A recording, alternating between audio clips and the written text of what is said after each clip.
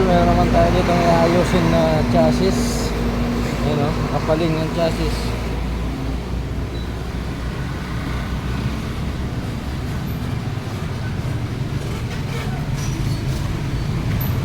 Ayan yung mags na naalayan na natin.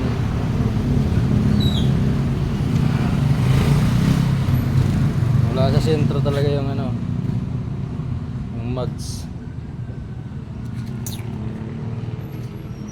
Pilipit.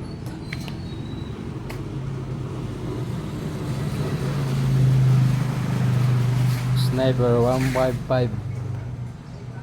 Another vlog mga kabakal. Ayan na, nakasalang na. Sinalang na namin sa pang-alay na ginawa namin yung chassis ng Sniper kasi yan natin siya i-align sa ginawa kong yan na pang-align talaga. Sadyado talaga yan mga kabakal.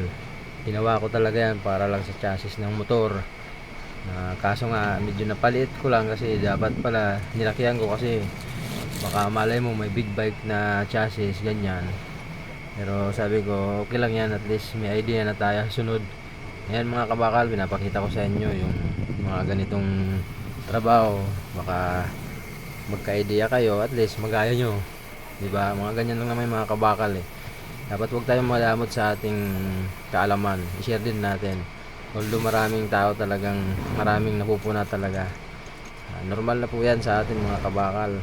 Kahit anong gawin natin sa mundo natin, mga Pilipino, talagang yan ang ugali ng Pilipino. Ginawa mo na lahat, may mapapansin pa rin sila. Kaya pag na lang natin yan tuunan ng pansin mga kabakal. Basta tuloy-tuloy lang tayo mga kabakal.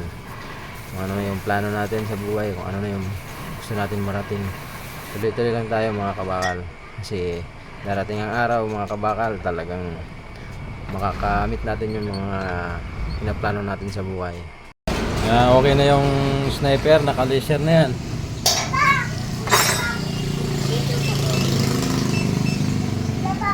Ha? Yung ano? Naayos na wawa. TV mo? Wala pa! Wala pa daw.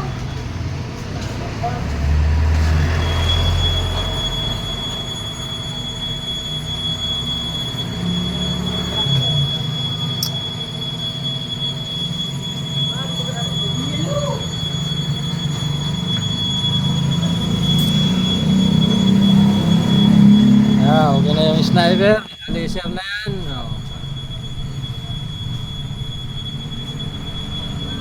Si Papa! Ha? Tataas ka lang. Yan yung laser natin. May tama rin yung manibela. Yan, naka-laser yan.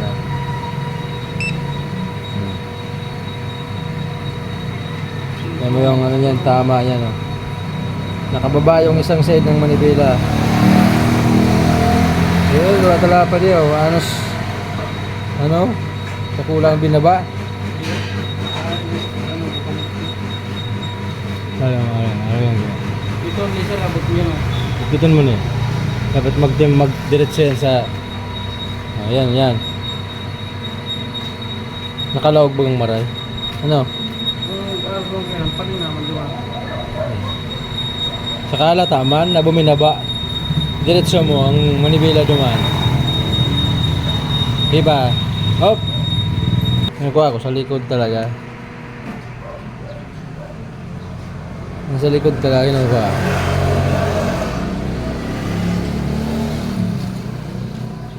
Hindi na.